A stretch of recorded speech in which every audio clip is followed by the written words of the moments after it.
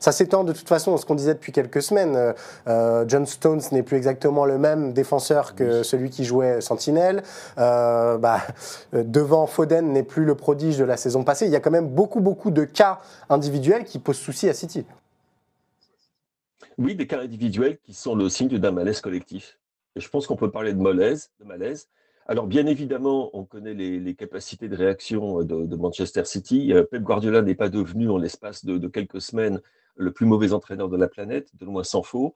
Par contre, il y a des moments, en effet, il peut y avoir un phénomène d'usure. Tu peux te poser la question, parce que, mine de rien, s'il reste jusqu'en 2027, ça fera 10 ans à la tête de ce club. C'est beaucoup.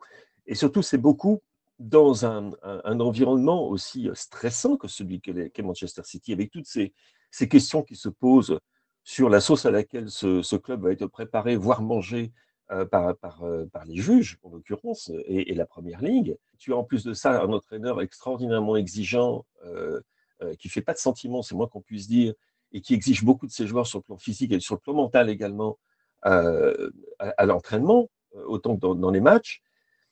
Tu mets tout ça ensemble et tu ajoutes en effet Walker, mais Walker, il a perdu. En anglais, tu sais, on dit pas perdre de la vitesse, on dit on perd de la distance. Les Anglais disent he's lost a yard, he's lost 2 yards. Et il est plus lent. Autrefois, Kyle Walker, euh, si tu lançais le ballon, je pense pas qu'il y avait beaucoup de joueurs qui pouvaient le rattraper. Hein. Ça, c'est pas possible.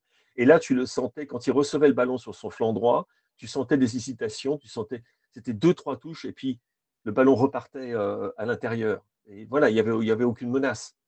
Et, et ça, c'est valable dans tellement de compartiments du jeu que, en ce moment, également Kevin De Bruyne, qu'est-ce qui se passe avec Kevin De Bruyne cette saison également? On sait qu'il a eu des petits problèmes physiques, etc. Mais bon, il y a aussi Manchester City sans Kevin De Bruyne. Ça fait beaucoup, hein. Et je te dirais que quand tu mets tout cela ensemble, tu te dis, bah, tout compte fait, est encore deuxième du championnat. Peut-être que c'est pas si mal que ça, vu les circonstances. Mais bon, il va falloir qu'ils se reprennent et très très vite parce que l'écart maintenant avec Liverpool, et un Liverpool qui par contre paraît super solide, cet écart-là va être extrêmement difficile à refaire pour Manchester City et pour les autres poursuivants. Et alors, on a entendu Pep Guardiola qui voulait pas céder au catastrophisme. Au fond, il a quand même raison. Tu l'as dit, ils sont deuxième, 5 défaites, c'est inédit pour lui, mais ça peut aussi arriver. Mieux vaut qu'elles arrivent en novembre qu'en mai ou en juin.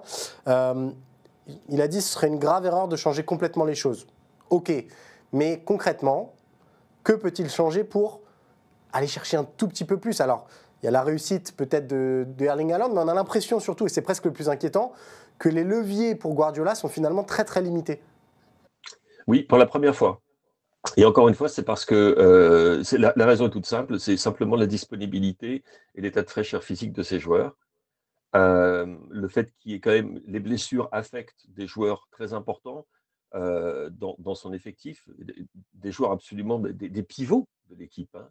Il n'y a pas de solution évidente sur le banc. Il y a des situations, il y a quelques solutions de rechange. Alors, le fait quand Jérémy Doku va revenir, on ne sait pas quand, mais quand il va revenir, ça fera du bien parce qu'il apporte quand même, il a des qualités sur son flanc, il est plus direct, il est très efficace, il fait bouger les choses. Mais les solutions ne sont pas absolument évidentes. Et tu te rends compte aussi, quand tu penses à ça, la situation actuelle, tu te dis, mais ils doivent regretter aujourd'hui d'avoir vendu Cole Palmer. Hein. Tu as perdu également Alvarez, donc tu te retrouves dans une situation où finalement ton effectif qui reste magnifique, mais il a vieilli.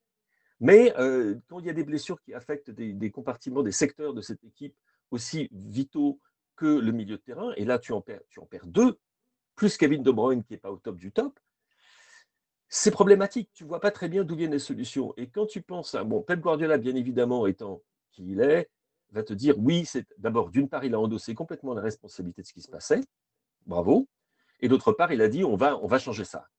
Aucun de ces joueurs qui ont grandi avec Guardiola n'a l'habitude de ce type de phase pendant laquelle tu ne gagnes pas, pendant laquelle tu hésites sur le terrain, tu manques de repères. Ils ne connaissent pas ça, c'est complètement nouveau.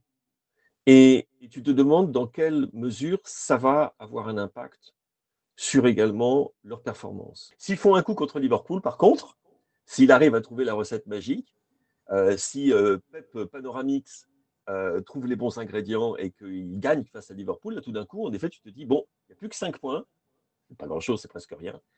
Et du coup, ils peuvent bâtir là-dessus. Mais c'est un match, c'est colossal. C'est colossal. Et généralement, ça change un petit peu parce que ces matchs dits au sommet, on les attend généralement parce que ça va être des oppositions de style, parce que ça va être des matchs Ouais. super engagés et d'un très très beau niveau. Mais là, il y a quelque chose en plus qu'il n'y a pas à tous les coups. C'est déjà un match pour le titre.